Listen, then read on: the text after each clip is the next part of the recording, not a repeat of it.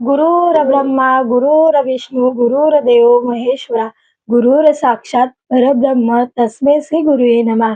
तर आता येथे गुरुपौर्णिमा 29 तारखेला गुरुपौर्णिमा आहे. तर आपल्याला गुरूंच्या सेवा रुजू करायची आहे. तर सर्वांचं स्वागत आहे माझ्या या चॅनलमध्ये. आजचा दिवस तुम्हाला सुखाचा समृद्धीचा जावो ही स्वामी महाराजांच्या मी प्रार्थना करते आणि आपल्या व्हिडिओला सुरुवात करते. तर खूप म्हणजे आपल्या आयुष्यात प्रॉब्लेम असतात. म्हणजे कोणाचे प्रश्न असतात, अडकलेली कामं असतात, अडकलेले पैसे असतात. परत आपली मुलं-बाळं वगैरे आजारी पडत असेल, आपल्या घरात कोण वृद्ध व्यक्ती असेल, ते आजारी वगैरे असेल, तर ही सेवा खूप महत्त्वाची आहे.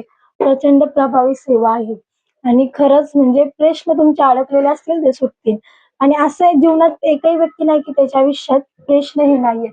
सगळ्यांनाच प्रश्न असतात, सगळ्यांना अडचणी असतात, सगळ्यांनाच कर्जबाजारी असतात. कारण देवही म्हणजे आपण म्हणतो ना, की कोणचा माणूस चुकत नाही का? आपण काय देव आहे का? तो माणूस हा चुकत असतो. माणसाचे प्रारब्ध हे असतात आणि ते आपल्याला भोगायचेच असतात. असं काहीच तर आपल्या नशिबावर आपण सोडून देतो. नशीब माझं असं आहे, नशीब माझं तसं आहे. त्या नशिबाला जर आपल्या भगवंताची साथ भेटली, तर का नाही आपलं नशीब बदलू शकत? म्हणजे आपलं जे वाईट चाललंय थोडंफार तर आपलं व्यवस्थित होईल. म्हणून आहे ना, आपल्या संसाराच्या गाडीलाही स्वामींच्या म्हणजे आपल्या भगवंताची ही जोड पाहिजे. म्हणजे आपलं अध्यात्मही तेवढाच महत्वाचा आहे, जेवढा आपला संसार महत्वाचा आहे.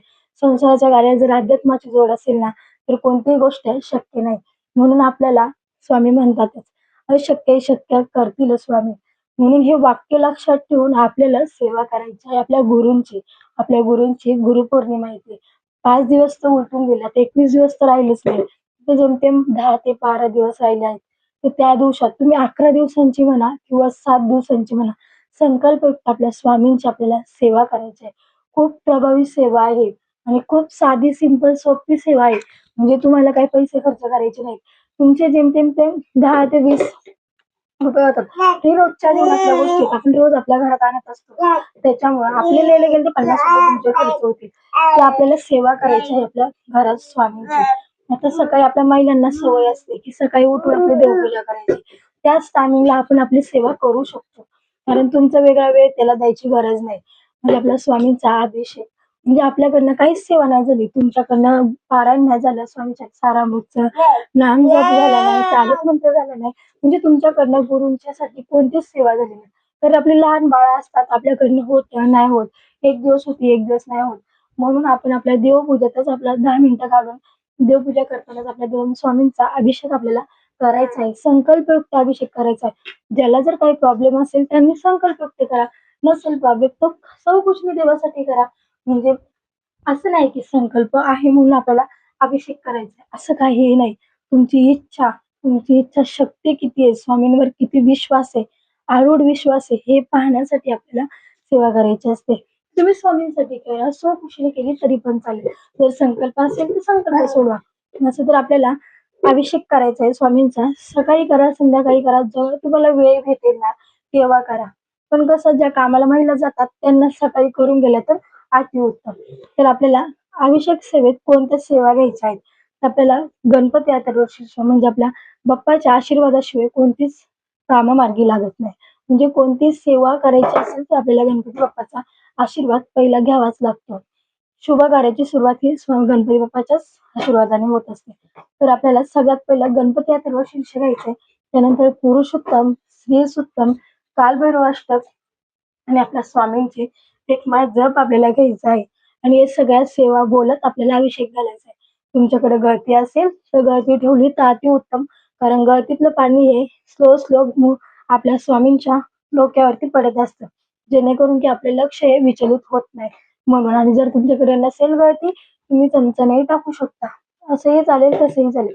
असेल तर अवश्य गळती ठेवा म्हणजे तुमचं व्यवस्थित वाचलं जाईल. नसेल तर तुम्ही स्लो केला तरी पण चालेल. 1 चमचा पाणी, 1 लाईन बोलून आपण असं केलं तरी पण चालेल.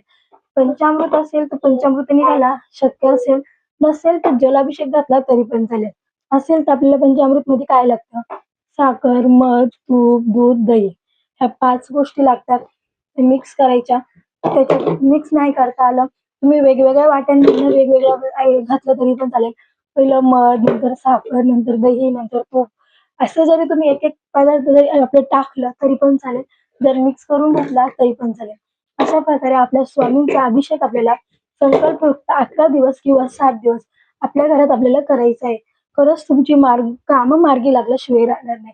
कोणतेही अवघडातला अवघड प्रश्न असू दे, स्वामी सोडवतातच. थोडा वेळ लागतो, पण सोडवतात. तुमची योग्य वेळ आल्याशिवाय कोणतीही गोष्ट आपल्याला भेटत नाही. कितीही प्रयत्न करा तुम्ही, कितीही प्रयत्न करा, पण योग्य वेळ आल्याशिवाय कोणतीही गोष्ट भेटत नाही. आपले कर्म असतात, आपले प्रारब्ध असतात, बऱ्याच चुका आपण केलेल्या असतात.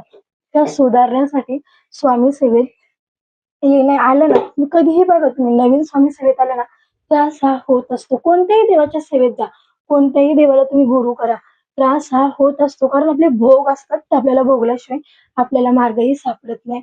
परीक्षाही घेतली जाते, ही टिकून राहते की नाही राहते. बऱ्याच काही समस्या असतात. आपल्याला ते परीक्षा पार करूनच आपल्याला पुढे जावं लागतं आणि जेव्हा आपली योग्य वेळ येते, तेव्हा देव हा आपल्याला देतच असतो. सर्वांना श्री स्वामी समर्थ, श्री गुरुदेव दत्त. भेटूया पुढच्या ब्लॉगमध्ये.